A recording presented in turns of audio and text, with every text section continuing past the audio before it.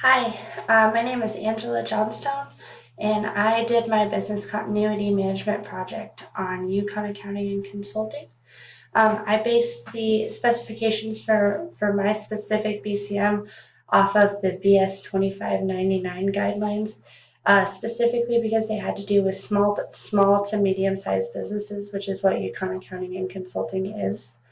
Um, the reason that I chose that as opposed to a guideline that's based out of the United States was because it seemed the one that was most geared towards smaller businesses.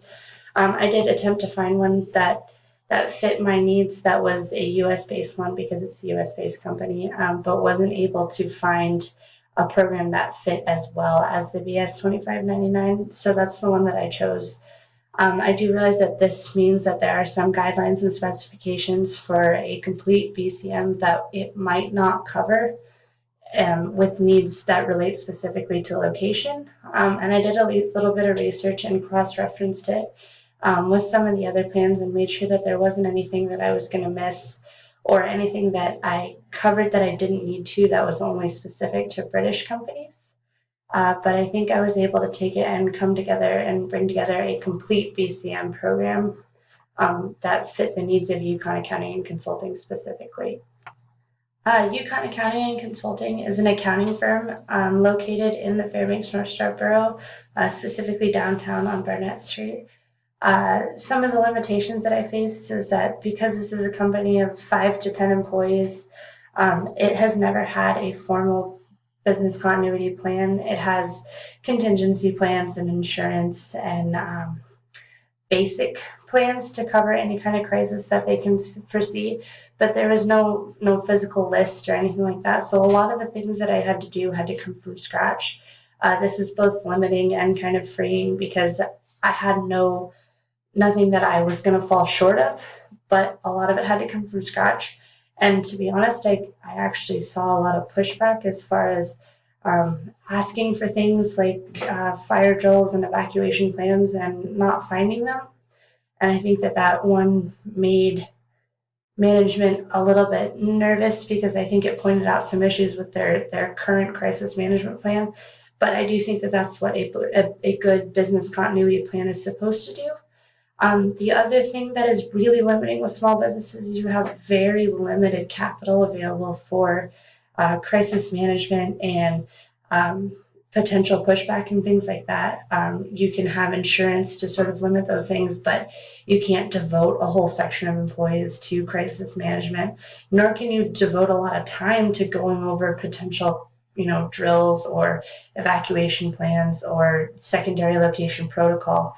A lot of it, I think, with small businesses comes out on the fly because they haven't spent a lot of time working on it because as a small business, they can't afford to take their employees out of workflow, out of, revenue generating, productive, tasks and take them out and say, hey, I know this is important and I know that we're not making money right now, but this is what we need to focus on so that we can have a plan should a crisis befall the company.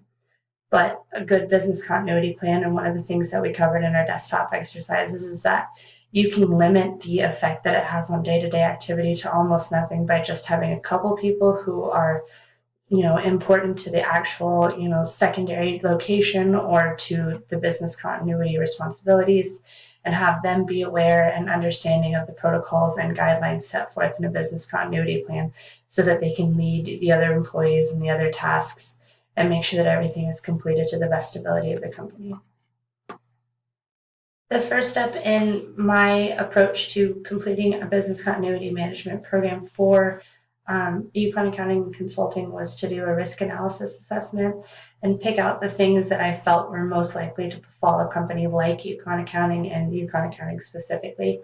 The thing that stood out to me most was potential computer viruses, whether they be, benign, picked up from a website by accident, or if they were something more serious, someone deliberately going after the private information that's held by accounting firms and specifically Yukon Accounting.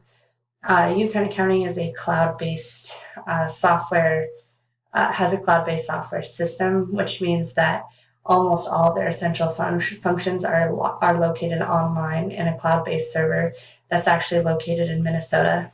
In one way, this is part of the contingency plan of Yukon Accounting. If something were to befall the physical location, if there was a fire, power outage, or power surge, all of that documentation and the software and all the content that it holds would be protected because it's constantly backed up to the server in Minnesota. That server in Minnesota has a secondary backup that runs twice a day to another location also located in Minnesota. Those are really great things for physical issues with the location itself. They also make it extremely easy for staff to work from home or secondary locations, which when completing my BCM was a really interesting thing to see that such a small business had already built in so many fail safes. But the part that it picked out for me is that if someone was to pick up a virus on their individual computer at the office, because all those computers are networked, it would immediately spread to the rest of the computers on the network. There are a couple contingency plans. There's firewalls, virus protection, several levels of encryption that keeps this information safe, but there's a lot of things that you can't control for. One of the things that I read about was it happens a lot in bigger cities, and the likelihood of it happening in Fairbanks is very, very low.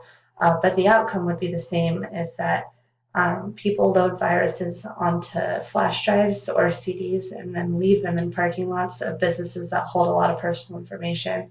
And when a staff member walks down and they see a USB drive in the ground in their office parking lot, their next step is to obviously walk inside and plug it into their computer. And as soon as they do that, they've physically brought a virus into their network system.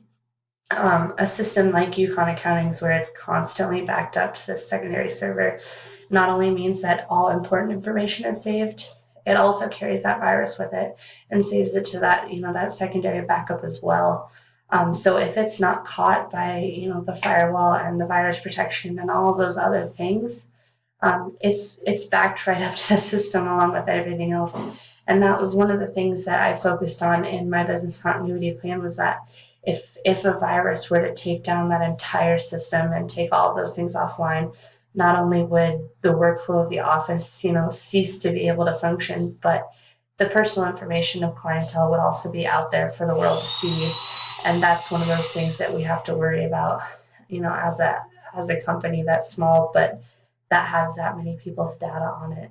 We have to make sure that those are protected, not only by making sure that computers are locked when they're not attended, but that people understand the protocol of, picking up flash drives from the parking lot and plugging it in, as well as visiting harmful websites on their computer. Is that, a computer that has built-in contingency systems is only as good as the users. And if they're not aware of the protocol, then they're welcoming that kind of, possible virus or theft into the program. Apart from computer break-ins, there's the very real threat of physical break-in as well. Located downtown where it is, it's right on a main track between a liquor store and downtown, and there's we actually have very serious problems with people trying to sneak into our office during daylight hours and use our restrooms or sleep in offices or just hang out in the lobby to drink our coffee. So we take the threat of physical, vandalism and burglary very serious. I was actually very impressed with the policies that I found in place for preventing, physical break-ins and sort of negligence that lead to physical break-ins. We instituted a policy very, very recently that at 5 p.m. you lock the door, whether you're the last person out or not, because we had some problems with people going, "Oh, I thought someone else was in the building." So we instituted that. There's also security cameras. And while these are really good at preventative, as far as things that were in place to protect after a break-in happened, I did a little bit of research into the insurance policy that Yukon Accounting holds against physical break-in. Equipment, computers, debit cards, cash, anything that's on a current inventory list that can be, verified. Things like that are protected against theft and are replaced by the insurance policy that Yukon Accounting holds through Miliac. What I didn't see at first was what would happen to people's information The average everyday thief off the street wouldn't care about, people's social security numbers or things like that. But somebody with the means to, steal an identity or to, sell, social security numbers or personal information could very likely find quite a bit of it just laying around the office.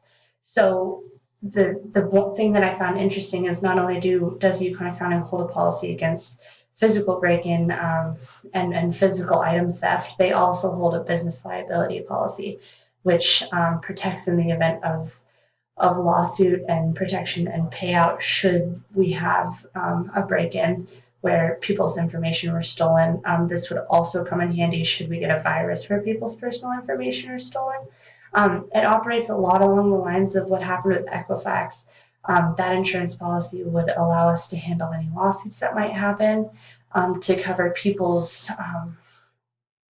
theft if their information were to get out there, and also to pay for insurance policies and identity theft protection policies for any clients who felt that their information might be compromised. Part of the thing that I discovered in my business continuity plan was that this policy had been instituted at a time when Yukon County had a much smaller client base. And as I looked into it and researched it, I realized that it wouldn't cover the amount of clients that we had now should every single one of their information be taken. I think that this is sort of the point of the constant review and recovery process that you're supposed to go through while building a BCM. If you have somebody who once a year can check on, all your insurance policies and guidelines and make sure that everything's still up to date and still covers the size of the business. If it grows every year, then all of your policies, liabilities, and things like that grow with it and need to be updated to show that change. Physical damage to the office in terms of a flood or a fire, or even if it was just like a system meltdown with a power surge where we were no longer able to, operate out of that office anymore. Yukon Accounting is actually set up incredibly well with a warm site located in Fox, which is on a different power grid. And also, I was interested to learn in the process of building my BCM that it has a different internet provider as well. So if GCI were to lose its mind and no longer be able to provide internet service, which Yukon Accounting needs to function, they would be able to relocate to the secondary location in Fox, which uses ACS for its internet provider. I think it was accidental. The service was just better in Fox, but it's one of those built-in contingencies that makes a business continuity plan that much stronger. The secondary location in Fox serves many purposes, one of which is a second physical location that can house at least half the staff. The other half of the staff could work from home, given our cloud-based software, and therefore we would be able to continue workflow almost as normal, almost immediately. The thing we would struggle with it being based out of Fox and employees working from home is that we wouldn't be able to have client walk-ins like we do normally. We have clients who come in to pick up paperwork and things like that, and they would no longer be able to do that because we would be 15 miles away in Fox, which is not the easy commute that it is when we're located in downtown on Burnett Street. The final thing that I covered in my business continuity plan, and the thing that I imagined being the easiest part and then finding out was actually the hardest part, was physical damage, immediate incident recovery, which is to say that if our building was to catch fire or experience, a damaging earthquake, how would our employees react? Would they know how to react?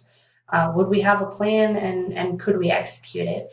All of those things are incredibly important factors in, bringing a business back into full workflow.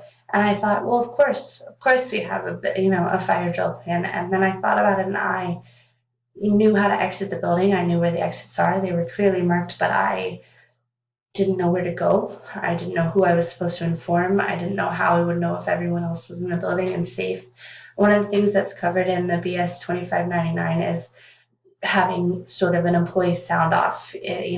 Once everybody's out, how will they inform you and how will you know that you have each and every employee out? And that's a really big, scary thing with, 1,000 employees in a big skyscraper. And it should be incredibly easy to manage with 5 to 10 employees, but if we all exited the buildings out of the 2 exits and we all scattered to what we thought was the next safest place, Someone might get in their car and drive away. We might spend the next 2 hours looking for them. And so I thought, oh, well, I'll write one up. You know,